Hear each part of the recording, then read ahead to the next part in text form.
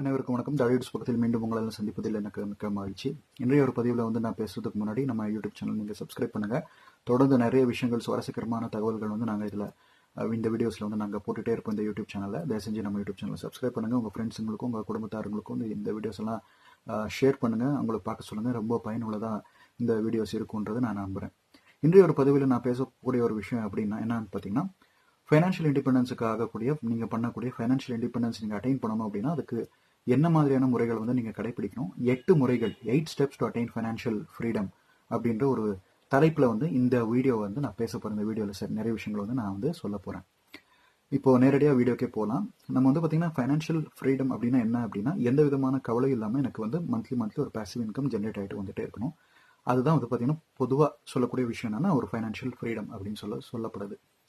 இப்போ பார்த்தீங்கன்னா அந்த ஒரு ஸ்டேஜுக்கு நம்ம அட்டைன் பண்ணுறதுக்கு என்ன மாதிரியான ப்ரிப்பரேஷன்ஸ் பண்ணணும், அந்த 8 வழிகள் என்ன, 8 முறைகள் என்ன, அதாவது 8 ஸ்டெப்ஸ் என்ன அப்படின்றது இப்போ நம்ம ஒன்றா பேச ஆரம்பிக்கலாம். முதல் ஸ்டெப் என்ன பண்ணணும் அப்படின்னு பார்த்தீங்கன்னா, நீங்கள் ஒரு எமர்ஜென்சி ஃபண்டை கிரியேட் பண்ணணும். நீங்கள் எந்த ஒரு ஜாபுக்கு போகிறீங்க, புதுசாக வேலைக்கு சேர போகிறீங்க, அல்லது ஆல்ரெடி நீங்கள் வேலையில் இருக்கீங்க அப்படின்னா ஒரு 6 மாதத்துல இருந்து 8 இல்லது ஒரு 10 மாதத்து வரைக்கும் ஒரு சம்பளம் என்ன இருக்குது, மாதம் நீங்கள் என்ன சம்பளத்தை நீங்கள் வாங்குறீங்களோ அதோடைய இன்டூ 6 டைம்ஸ் அல்லது இன்டூ 10 டைம்ஸ், அது அவ்வளோ மொத்தம் ஒரு அமௌண்ட் என்ன இருக்கோ அதை நீங்கள் ஒரு சேவிங்ஸ் அக்கௌண்ட்டில் ஒரு பேங்க் அக்கௌண்ட்டில் நீங்கள் அதில் ட்ரான்ஸ்ஃபர் பண்ணி வச்சுக்கோங்க. இதை நீங்கள் ஒரு எமர்ஜென்சி ஃபண்டாக யூஸ் பண்ணுங்கள். எமர்ஜென்சி ஃபண்ட் அப்படின்னா அது எமர்ஜென்சி ஃபண்டுக்கு மட்டுமா, அது எமர்ஜென்சி பர்பஸுக்கு மட்டுமா தான் நீங்கள் யூஸ் பண்ணணும் அப்படின்ற ஒரு விஷயம். எமர்ஜென்சி பர்பஸ் அப்படின்னா என்ன அப்படின்னா, திடீர்னு ஜாப் லாஸ் ஆயிடுச்சு, ஒரு 6 மாதம் இல்லை 5 மாதம் பார்த்தீங்கன்னா உங்களுக்கு எக்ஸ்பென்சஸை நீங்கள் மெயின்டைன் பண்ணணும் வீட்டுக்கு. அப்போ பார்த்தீங்கன்னா பணம் எங்கேருந்து வாங்குறது, இந்த இக்கட்டான ஒரு சூழ்நிலையிலேருந்து மீண்டு வரதுக்கான ஒரு சொல்யூஷன் தான் பார்த்தீங்கன்னா இந்த எமர்ஜென்சி ஃபண்ட் அப்படின்றது நீங்கள் மனதில் வச்சுக்கோங்க. மெடிக்கல் எமர்ஜென்சி வரும்போது கூட சில நேரங்களில் இந்த எமர்ஜென்சி ஃபண்ட் மூலமாக பணத்தை இங்கே எடுத்துக்கலாம். குடும்பத்தாரோடைய நலனுக்கோ அல்லது உங்களோட பெற்றோர் அவங்களுடைய நலனுக்கோ, அது உங்கள் குழந்தைங்களுக்கோ இல்லை ஒய்ஃபுக்கோ ஏதோ பிரச்சனை வந்துச்சு அப்படின்றப்ப பார்த்தீங்கன்னா ஹஸ்பண்டுக்கு இந்த மாதிரி எமர்ஜென்சி ஃபண்ட் மூலமாக ஒரு பணத்தை, ஒரு அமௌண்ட்டை நீங்கள் வித்ட்ரா பண்ணிக்கலாம். அதே போல் பார்த்தீங்கன்னா அந்த எமர்ஜென்சி ஃபண்ட் வித்ட்ரா பண்ண பிறகு மறுபடியும் ரீஃபில் பண்ணுங்கள். இப்போ பெட்ரோலில் எப்படி வண்டியில் பெட்ரோல் போடுறப்போ ரிசர்வ் டேங்க்னு வச்சிருப்பாங்க. அந்த ரிசர்வ் டேங்க்கு வரும்போது என்ன ஆகும் அப்படின்னா ஆட்டோமேட்டிக்காக நம்ம ஒரு பங்க்கில் போய் பெட்ரோல் அடிச்சுக்கணும். அப்போ எமர்ஜென்சி அந்த ரிசர்வ் டேங்க்குக்கு மேலே பெட்ரோல் இருக்கிறதுனால உங்களுக்கு எந்த பிரச்சனையும் இருக்காது. ஒருவேளை ரிசர்வ் டேங்க்குக்கு கீழேயே போயிடுச்சு அப்படின்னா வண்டி எங்கே வேணுமாறு எப்போ வேணுமாறு நிற்கிறதுக்கான வாய்ப்புகள் இருக்குது, சாத்தியங்கள் இருக்குது. ஸோ அதனால் பார்த்தீங்கன்னா இந்த பெட்ரோல் டேங்க் மாதிரியே நீங்கள் உங்கள் ஃபேமிலிலையோ அல்லது உங்களுடைய பர்சனல் ஃபைனான்ஸ்லையோ பார்த்தீங்கன்னா ஒரு எமர்ஜென்சி ஃபண்டை நீங்கள் பில்ட் பண்ணி வச்சுக்கணும். நீங்கள் ஜாபுக்கு போயிட்டு இருந்தாலும் இதை ஃபாலோ பண்ணிக்கலாம். அதாவது நீங்கள் பிஸ்னஸில் கூட நீங்கள் இருக்கிறீங்களா, உங்கள் பிஸ்னஸில் ஆப்ரேஷனல் எக்ஸ்பென்சஸ் அப்படின்னு கருதப்படுது. அது பார்த்தீங்கன்னா மாதத்துக்கு எவ்வளோ செலவாகுது அந்த பிஸ்னஸில், அந்த செலவுகளுடைய அமௌண்ட் எவ்வளோ இருக்குன்றதை கேல்குலேட் பண்ணி அது ஒரு 6 மாதத்துக்கு அல்லது ஒரு வருஷத்துக்கு ஆகிற மாதிரியான அமௌண்ட்டை ஒரு பேங்க் அக்கௌண்ட்டில் எப்போவுமே பேக்கப்பாக வச்சுக்கணும். திடீர்னு பார்த்தீங்கன்னா இந்த கொரோனா மாதிரியான சூழ்நிலைகள் வந்துச்சு, ஒரு ஃப்யூச்சர் என்னன்னே தெரியாத ஒரு விஷயத்தில் என்ன ஆகும் அப்படின்னா நிறைய பாதிப்புகள் பொருளாதார ரீதியான பாதிப்பு உண்டாகிறப்போ பார்த்தீங்கன்னா ஷார்ட் டேர்மில் உங்களோட எம்ப்ளாய்ஸுக்கு நீங்கள் சொல்லலாம், இந்த மாதிரி பாருங்கள் 3 to 6 months வரைக்கும் மட்டும்தான் என்னால் எக்ஸ்பென்சஸை பேர் பண்ண முடியும், அதை மீறி என்னால் பேர் பண்ண முடியாது, அதுக்கு முன்னாடி நீங்கள் ஒரு ஜாப் ஆப்பர்ச்சுனிட்டிஸ், ஆல்டர்னேட்டிவ் ஜாப்ஸ் நீங்கள் பார்த்துக்கோங்க அப்படின்ற ஒரு விஷயத்த நீங்கள் சொல்லலாம். இதன் மூலமாக என்ன ஆகுது அப்படின்னு பார்த்தீங்கன்னா அவங்களுக்கு ஒரு நம்பிக்கை நீங்கள் கொடுக்குறீங்க. அதாவது 3 மாதம் வரைக்கும் நான் இருக்கிறேன் அப்படின்ற ஒரு நம்பிக்கை உங்களால் கொடுக்க முடியும். உங்கள் மேலேயும் அவங்க ஒரு விசுவாசத்தோடு இருப்பாங்க அப்படின்ற ஒரு விஷயம். ரெண்டாவது ஒரு விஷயம் என்னன்னு பார்த்தீங்கன்னா ஒரு ஃபைனான்ஷியல் ஃப்ரீடமுக்கான ஒரு முக்கியமான ஒரு விஷயம் என்னன்னா ஹெல்த் கேர் காஸ்ட். அதாவது பார்த்தீங்கன்னா மருத்துவ செலவுன்னு பார்த்தீங்கன்னா அன்றாட வாழ்க்கையில் ஏறிக்கிட்டே போயிட்டே இருக்குது. அதை தடுத்து நிறுத்துறதுக்கு வழி இருக்கா அப்படின்னு பார்த்தீங்கன்னா இப்போதைக்கு எந்த வழியும் கிடையாது. ஆனால் அதை தடுத்து நிறுத்துறதுக்கான வழிமுறைகள் இருக்குது. அந்த வழிமுறைகள் என்னன்னு பார்த்தீங்கன்னா நம்ம ஒரு ஹெல்த் இன்சூரன்ஸை வாங்கி வச்சுக்கிறது. சில கம்பெனிகளில் இந்த ஐடியில் ஒர்க் பண்ணுறவங்களுக்கு எல்லாம் பார்த்தீங்கன்னா கம்பெனி இன்சூரன்ஸ் கொடுக்குது, ஹெல்த் இன்சூரன்ஸ். ஆனால் ஞாபகம் வச்சுக்கோங்க, நீங்கள் ஒருவேளை அந்த ஒரு டிரான்சிஷன் டைம்னு சொல்லுவாங்க, ஒரு கம்பெனிலேருந்து இன்னொரு கம்பெனி நீங்கள் ஜம்ப் பண்ணுறப்போ பார்த்தீங்கன்னா நடுவில் ஒரு கேப் வந்துருச்சு, ஒரு மாதமோ 15 நாளோ, அந்த டைமில் உங்களுக்கு ஏதாவது ஒரு ஹெல்த் எமர்ஜென்சி ஏற்பட்டுச்சு அப்படின்னா உங்கள் கம்பெனி கொடுக்கக்கூடிய அந்த இன்சூரன்ஸ் என்ன இருக்கோ அது எந்த விதமான பலனும் அளிக்காது. அதனால் நீங்கள் தனிப்பட்ட முறையில் ஒரு ஹெல்த் இன்சூரன்ஸை வாங்கி வச்சுக்கோங்க, பர்சனல் ஹெல்த் இன்சூரன்ஸ். அதே போலவே ஃபேமிலிக்கு ஒரு காம்ப்ரஹென்சிவ் ஹெல்த் இன்சூரன்ஸ் பிளான். இதை வாங்கி வச்சுக்கிறதுனால என்ன ஆகுதுன்னு பார்த்தீங்கன்னா உங்களுக்கு டேக்ஸில் கூட எக்ஸம்ஷன்ஸ் கிடைக்கும். இதன் வழியாக 80Dயில் உங்களுக்கு டேக்ஸ் எக்ஸம்ஷன்ஸ் இருக்கும் இன்சூரன்ஸுக்கு, ஹெல்த் இன்சூரன்ஸுக்கு. அதே போலவே உங்கள் குடும்பத்தையும் உங்களையும் நீங்கள் ஒரு ப்ரொடெக்ஷனுக்காக நீங்கள் ஹெல்த் இன்சூரன்ஸை வாங்கி வச்சுக்குவீங்க அப்படின்ற ஒரு விஷயம். ஸோ இந்த ரெண்டாவது ஸ்டெப் கடைபிடித்த பிறகு மூணாவது என்ன பண்ணணும் அப்படின்னா நீங்கள் பார்த்தீங்கன்னா ஒரு ஷார்ட் டேர்முக்காக ஒரு 6 months 1 year, அதே போலவே ஒரு 3 to 4 years அந்த ஷார்ட் டேர்முக்கு நீங்கள் என்ன பண்ணிக்கலாம் அப்படின்னா ஒரு ரெக்கரிங் டெபாசிட் அமௌண்ட்டை நீங்கள் மாதம் மாதம் கட் ஆகிற மாதிரி ஒரு ஆர்டி அக்கௌண்ட்டை ஓப்பன் பண்ணுறது.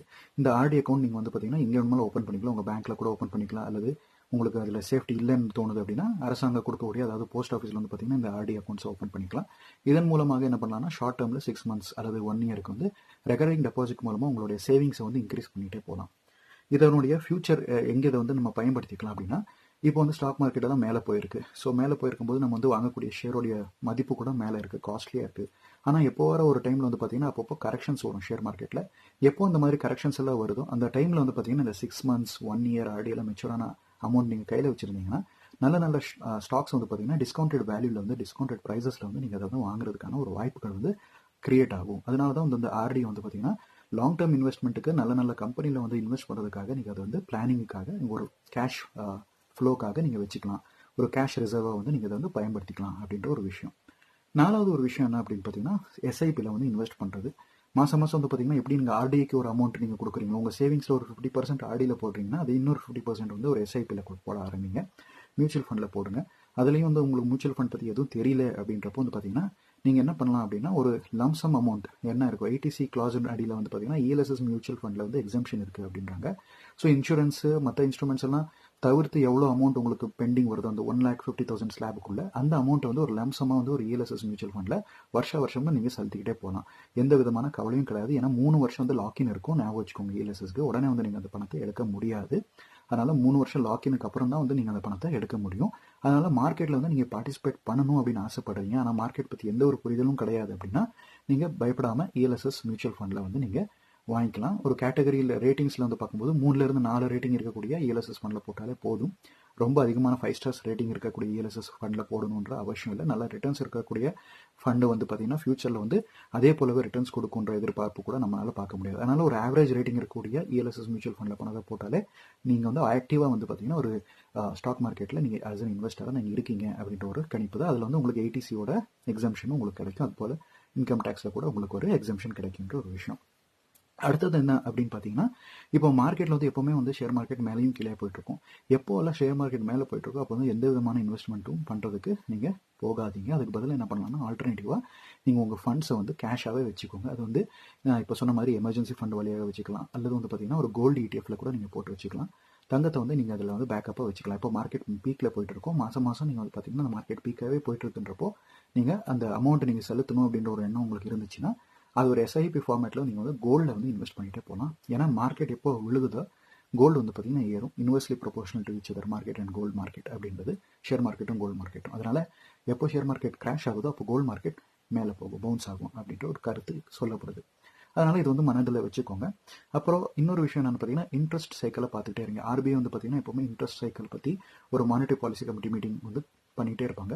அதன் வழியாக உங்கள் இன்ட்ரெஸ்ட் ரேட் எவ்வளோ வச்சுருக்காங்க, ஃபிக்ஸ்ட் டெபாசிட்டுக்கு எவ்வளோ இருக்குது, அதே மாதிரி லோன் இன்ட்ரெஸ்ட் என்ன இருக்குது, ஹவுசிங் லோன் ஆகட்டும், எல்லாமே வந்து நீங்கள் அப்பப்போ நீங்கள் ஞாபகம் வச்சுக்கணும். ஏன்னா நீங்கள் ஒரு வேளை ப்ராப்பர்ட்டி வாங்கியிருக்கீங்க, அது இஎம்ஐ நீங்கள் கட்டிட்டு இருக்கீங்க அந்த ப்ராப்பர்ட்டிக்கு அப்படின்னா ஒருவேளை இன்ட்ரெஸ்ட் ரேட் கீழே போயிருக்கு அப்படின்னா பேங்க்கில் போயிட்டு நீங்கள் பேசி அந்த இன்ட்ரெஸ்ட் ரேட் என்ன இருக்கோ அதை அடாப்ட் பண்ணுற மாதிரியான ஒரு ரீஃபைனான்ஸ் பண்ணுறதுக்கான வாய்ப்புகள் இருந்துச்சுன்னா மேனேஜர்கிட்ட பேசி இந்த வட்டியை வந்து குறைஞ்ச வட்டிக்கு நீங்கள் கன்வெர்ட் பண்ணிக்கலாம். எக்ஸஸ் கேபிட்டல் உங்ககிட்ட கையில் இருந்துச்சுன்னா அந்த குறைஞ்ச வட்டி இருக்கிறப்போவே வந்து பார்த்தீங்கன்னா அதிகமான அமௌண்ட்டை நீங்கள் கொடுத்தீங்கன்னா நீங்கள் கட்டக்கூடிய இஎம்ஐ டியூரேஷன் என்ன இருக்கோ அந்த டைம் என்ன இருக்கோ அது வந்து குறையும் அப்படின்ற ஒரு விஷயம். அடுத்தது வந்து பார்த்தீங்கன்னா இது எல்லாமே நீங்கள் பண்ணிவிட்டு சேஃப் கீப்பிங் பண்ணிட்டீங்க அப்படின்றப்போ 5வது ஒரு விஷயம் ரொம்ப ரிஸ்கியான அந்த ஃபைனான்ஷியல் இன்ஸ்ட்ருமெண்ட் இது.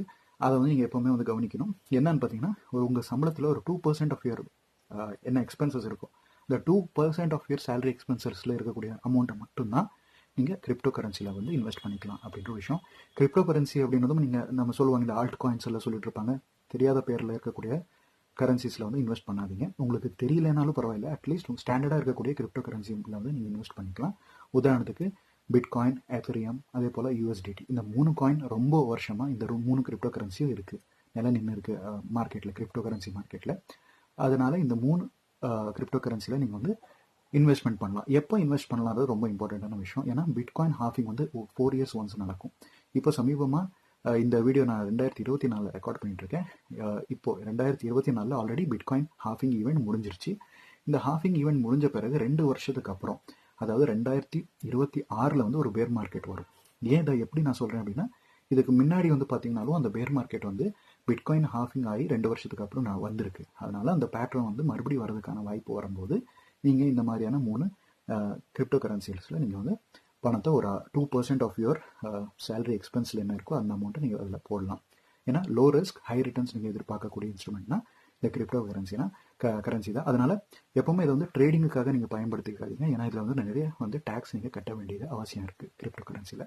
அதனால் இது ஒரு இன்வெஸ்டிங் ஆப்பர்ச்சுனிட்டியாக நீங்கள் கருதி இது வந்து இந்த பேர் மார்க்கெட் சைக்கிள் எப்போ கிரிப்டோ கரன்சி இது வருதோ அந்த டைமில் வந்து ஒரு அமௌண்ட் வந்து நீங்கள் அதில் இன்வெஸ்ட் பண்ணிக்கலாம் அப்படின்ற ஒரு விஷயம். நெக்ஸ்ட் 6வது ஒரு பாயிண்ட் என்ன அப்படின்னு பார்த்தீங்கன்னா, 6வது பாயிண்ட் வந்து பார்த்தீங்கன்னா பல்வேறு விதமான அசெட்ஸில் வந்து நீங்கள் இன்வெஸ்ட் பண்ணிக்கிறது. பல்வேறு விதமான அசெட்ஸ் அப்படின்னு பார்த்தீங்கன்னா நிறைய இருக்குது. அதில் வந்து பார்த்தீங்கன்னா private equity, private corporate bonds, private கம்பெனிது, இந்த மாதிரி நிறைய இந்த டெட் மியூச்சுவல் ஃபண்ட்ஸ், இந்த மாதிரியான ஃபைனான்ஷியல் இன்ஸ்ட்ருமெண்ட்ஸ் என்னென்ன இருக்கோ அதெல்லாம் நீங்கள் பாருங்கள். அதில் கூட நீங்கள் உங்கள் பணத்தை வந்து டைவர்சிஃபை பண்ணுங்கள். இது மூலமாக என்ன ஆகுது அப்படின்னா உங்களுடைய ரிஸ்க்கை வந்து நீங்கள் குறைக்கிறீங்க அப்படின்ற ஒரு விஷயம். அதே போல் உங்களுக்கு ஸ்டாக் பற்றின அவேர்னஸ் இருக்குது அப்படின்னா ஸ்டாக்ஸில் கூட நீங்கள் முதலீடு செய்யலாம். 6வது ஒரு விஷயத்தில் இதில் ரொம்ப முக்கியமான ஒரு விஷயத்தை ஞாபகம் வச்சுக்கோங்க. ஷார்ட் டேர்ம் கேபிட்டல் கெயின் டேக்ஸும் long term capital gains tax பற்றி நீங்கள் ஞாபகம் வச்சுக்கோங்க. ஒரு வருஷத்துக்கு மேலே நீங்கள் வந்து பார்த்தீங்கன்னா பணத்தை வந்து வச்சுருக்கிறீங்க, அதாவது மார்க்கெட்டில் இன்வெஸ்டடாக இருக்கிறீங்க, லாங் டேர்மாக வச்சுருக்கிறீங்க அப்படின்னா 3 வருஷத்துக்கு மேலே வந்து பார்த்தீங்கன்னா நீங்கள் எந்த விதமான ஷார்ட் டேர்ம் கேபிட்டல் கெயின் டேக்ஸ்னு சொல்லக்கூடிய 15% கட்ட வேண்டிய அவசியம் இல்லை. அப்போ நீங்கள் 10% long term capital gains tax கட்டணும் அப்படின்ற ஒரு விஷயம். அதே போல் வந்து பார்த்தீங்கன்னா ஷார்ட் டேர்மில் நீங்கள் விற்கிறீங்கன்னா 15% கன்ஃபார்மாக நீங்கள் STCG டேக்ஸ் வந்து கட்டணும். எப்போவுமே ஞாபகம் வச்சுக்கணும், நீங்கள் ஷேர்ஸோ இல்லை வேறு ஏதோ ஒரு அசெட்ஸை வாங்குறீங்க அப்படின்னா இந்த தேர்ட் பார்ட்டி ஆப்ஸ் மூலமாக நீங்கள் வாங்குறீங்க, அந்த டிஸ்கவுண்ட் ப்ரோக்கர்ஸ் மூலமாக நீங்கள் வாங்குறீங்கன்னா கண்டிப்பாக அங்கே வந்து கமிஷன் வந்து சார்ஜ் பண்ணுவாங்க. அதே போலவே ஜிஎஸ்டி சார்ஜ் பண்ணுவாங்க விற்கிறப்போ.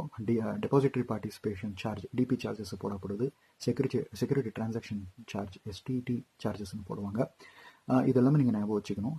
ஏன்னா அதனால தான் நான் என்ன சொல்கிறேன்னா நீங்கள் ட்ரேடிங் வந்து பண்ணாதீங்க. ஏன்னா ட்ரேடிங் பண்ணுறப்போ வந்து பார்த்தீங்கன்னா நீங்கள் கெயின்ஸ் ப்ராஃபிட் நீங்கள் எவ்வளோ கொண்டு வரீங்களோ அந்த ப்ராஃபிட்டில் ஒரு போர்ஷன் வந்து பார்த்தீங்கன்னா அனாவசியமாக உங்களுடைய ப்ரோக்கர்ஸ் உங்களுக்கும் கமிஷன் ஆகும். அதே மாதிரி உங்களுக்கு தேவையில்லாமல் GST எல்லாம் நீங்கள் கட்டிகிட்டே போவீங்கன்ற ஒரு விஷயம். அதனால் எப்போவுமே லாங் டேர்ம் கேபிட்டல் அப்ரிஷியேஷனுக்கு மட்டும்தான் இதை யோசிங்க. 1 lakh லிமிட்டுக்கு மேலே நீங்கள் வந்து மியூச்சுவல் ஃபண்ட் வச்சிருக்கீங்க அப்படின்னா அப்போ வந்து 10% வந்து TDS வந்து டிடக்ட் ஆகும் அப்படின்ற விஷயத்த மனதில் வச்சுக்கோங்க. Same thing with FD also. Fixed டெபாசிட்லேயும் அதே போல் தான். நீங்கள் 1 லட்சத்துக்கு மேலே நீங்கள் வந்து ஃபிக்ஸ்டு டெபாசிட்டை புக் பண்ணிட்டீங்க, ப்ராஃபிட்டை வந்து புக் பண்ணிட்டீங்க அப்படின்றப்போ கண்டிப்பாக வந்து பார்த்தீங்கன்னா அந்த கெயின்ஸுக்கு ஒரு லாங் டேர்ம் கேபிட்டல் கெயின்ஸ் டேக்ஸும் போடுவாங்க. அதே போலவே 10% TDSும் அதில் வந்து இம்ப்ளிமெண்ட் ஆகும் அப்படின்ற விஷயத்த மறக்காதீங்க. 7வது விஷயம் என்னன்னு பார்த்தீங்கன்னா இதெல்லாம் நீங்கள் பண்ணிட்டீங்கன்றப்போ 7வது விஷயம் அடுத்த மார்க்கெட்டை பற்றி யோசிங்க. நம்ம இந்தியன் மார்க்கெட் மட்டும் கிடையாது, குளோபல் மார்க்கெட் பற்றி நீங்கள் யோசிக்கலாம். குளோபல் மார்க்கெட்டில் இருக்கக்கூடிய இன்வெஸ்ட்மெண்ட் ஆப்பர்ச்சுனிட்டிஸ் என்னன்றதை நீங்கள் பார்த்துக்கலாம். நம்ம இந்தியன் இதுலேயே வந்து பார்த்தீங்கன்னா பிளாட்ஃபார்ம்ஸில் டிஸ்கவுண்ட் ப்ரோக்கரிங் ஆப் மூலமாகவே நீங்கள் வந்து பார்த்தீங்கன்னா வெளிநாட்டில் இருக்கக்கூடிய மார்க்கெட்டில் நீங்கள் வந்து மியூச்சுவல் ஃபண்ட் மூலமாக இன்வெஸ்ட் பண்ணிக்கலாம். தனியார் மயமாக வந்து பார்த்தீங்கன்னா தனியாக வந்து பார்த்தீங்கன்னா ETFல வந்து நீங்கள் இன்வெஸ்ட் பண்ணிக்கலாம். சைனாவில் ETF மூலமாக இன்வெஸ்ட் பண்ணலாம். ஜப்பானில் மியூச்சுவல் ஃபண்ட் மூலமாக இன்வெஸ்ட் பண்ணலாம். யூஎஸில் வந்து பார்த்தீங்கன்னா ETFஸில் வந்து நீங்கள் இன்வெஸ்ட் பண்ணலாம். அதே போலவே US மார்க்கெட்டில் கூட நீங்கள் மியூச்சுவல் ஃபண்ட் வழியாக இன்வெஸ்ட் பண்ணலாம் அப்படின்ற விஷயம். அது மூலமாக பண்ணுறப்போ நீங்கள் இன்னும் ரிஸ்க்கை வந்து இன்னும் டைவர்சிஃபை பண்ணுறீங்க. ஏன்னா இந்தியன் மார்க்கெட்டில் ஏதோ பிரச்சனை வந்துச்சுன்னா US மார்க்கெட் ஸ்டேபிளாக இருந்துச்சு அப்படின்னா அதோடைய ரிட்டர்ன்ஸை நீங்கள் பெறலாம். லாங் டேர்மில் வந்து பார்த்தீங்கன்னா இது உங்களுக்கு ரொம்ப பெனிஃபிஷியலாக இருக்கும் அப்படின்ற ஒரு விஷயம். அதே போலவே இதன் மூலமாக நீங்கள் வந்து பார்த்தீங்கன்னா குளோபல் எக்கனாமிக்ஸ் பற்றி நீங்கள் தெரிஞ்சுக்குவீங்க. குளோபல் மார்க்கெட் ட்ரெண்ட்ஸை பற்றி உங்களுக்கு தெரியறதுக்கான வாய்ப்புகள் கிடைக்கும். அதன் மூலமாக நம்ம இந்தியன் மார்க்கெட் எப்படி ரியாக்ட் ஆகும் அப்படின்ற விஷயமும் உங்களுக்கு ஒரு இன்ஃபர்மேஷன் கிடைக்கும் அப்படின்றது. 8வது விஷயம் நான் இப்போ ஏற்கனவே சொன்ன விஷயம், கடைசியான விஷயம் என்னென்னா எப்போவுமே வந்து பார்த்தீங்கன்னா உங்கள் ஸ்டாக்ஸ் வந்து லாங் டேர்முக்காக தான் வச்சுக்கோங்க. ஷார்ட் டேர்மில் ட்ரேடிங் பண்ணிவிட்டு பணத்தை வந்து அனாவசியமாக டேக்ஸ் கட்டிட்டு அதை இழக்காதீங்க அப்படின்ற விஷயம். Same thing with crypto currency, same thing with stocks, same thing with other financial assets also. எப்போவுமே லாங் டேர்ம் ஹொரைசனை வச்சுக்கிட்டு தான் நீங்கள் வந்து இன்வெஸ்ட் பண்ணுங்க அப்படின்ற ஒரு விஷயம். இது எல்லாமே நீங்கள் கடைப்பிடிச்சிட்டிங்கன்னா மறக்காமல் வந்து நீங்கள் பண்ண வேண்டிய விஷயம்னா நீங்கள் தொடர்ந்து வந்து பார்த்தீங்கன்னா எல்லா இந்த தகவல்களையும் வந்து பார்த்தீங்கன்னா அப்பப்போ நீங்கள் அப்டேட் பண்ணிக்கிட்டே இருக்கணும், லேர்ன் பண்ணிக்கிட்டே இருக்கணும். லேர்னிங் அண்ட் அன்லேர்னிங் ரொம்ப இம்பார்ட்டன்ட் இந்த மார்க்கெட்டில் நீங்கள் ஸ்டே பண்ணணும் அப்படின்னா லாங் டேர்முக்கு. நிறைய புத்தகங்களை எடுத்து வாசிங்க ஷேர் மார்க்கெட் பற்றி. யூடியூப்பில் வீடியோஸ் பாருங்கள், நம்மளுடைய சேனலில் இருக்கக்கூடிய வீடியோஸும் பாருங்கள், பாட்காஸ்ட்ஸ் எல்லாம் பாருங்கள். உங்களுக்கு நீங்களும் வந்து அப்டேட் பண்ணிக்கிட்டே இருக்கணும். இந்த மார்க்கெட்டில் நீங்கள் வந்து நிறைய ரிட்டர்ன்ஸை வந்து நீங்கள் எதிர்பார்க்குறீங்க அப்படின்றப்போ மறக்காமல் வந்து பார்த்தீங்கன்னா இதை நீங்கள் கடைபிடிக்கிறீங்க நான் நம்புகிறேன். உங்களுக்கு இதை விட இன்னும் சுவாரஸ்யமான தகவல்கள் உங்களுக்கு கிடைக்கும், அதுக்கு பற்றின தகவல் உங்களுக்கு வேணும் அப்படின்னா கூட இதை பற்றின இன்னும் டீட்டெயிலாக நீங்கள் தெரிஞ்சுக்கணுன்னா உங்களுடைய சிட்டியில் இருக்கக்கூடிய ஒரு செபி ரெஜிஸ்டர்டு ஃபைனான்ஷியல் அட்வைசர் கிட்ட போயிட்டு உங்களுடைய நிலவரம் எப்படி இருக்குது, அதாவது பர்சனல் ஃபைனான்ஸை நீங்கள் வந்து சேஞ்ச் பண்ணணும், உங்களுடைய ஃபைனான்ஷியல் மைண்ட் செட்டை நீங்கள் மாற்றணும், உங்களுடைய பர்சனல் ஃபைனான்சஸில் வந்து ஒரு கண்ட்ரோல் கொண்டு வரணும் அப்படின்னு எதிர்பார்க்குறீங்கன்னா ஒரு ஃபைனான்ஷியல் எக்ஸ்பர்ட்டை வந்து நீங்கள் கன்சல்ட் பண்ணிக்கலாம். SEBI registered financial expert. இது வந்து பார்த்தீங்கன்னா முழுக்க இந்த 8 ஸ்டெப்ஸ் வந்து பார்த்தீங்கன்னா உங்களுக்கு ஒரு அவேர்னஸுக்காக அதே போல் வந்து ஒரு எஜுகேஷனல் கண்டென்ட்டாக தான் நாங்கள் இந்த வீடியோஸ் எல்லாம் போட்டுட்ருக்கோம். மறக்காமல் இந்த வீடியோ உங்களுக்கு பிடிச்சிருந்தா லைக் பண்ணுங்கள், இந்த வீடியோ உங்கள் ஃப்ரெண்ட்ஸுக்கெல்லாம் ஷேர் பண்ணுங்கள். அதே போல் நம்ம யூடியூப் சேனலை சப்ஸ்கிரைப் பண்ணுங்கள். மீண்டும் இன்னொரு சுவாரஸ்யகரமான தகவல் வீடியோவில் நான் சந்திக்கும் முறை உங்களிடம் விடைபெறுவது உங்கள் சந்தேஷ். நன்றி, வணக்கம்.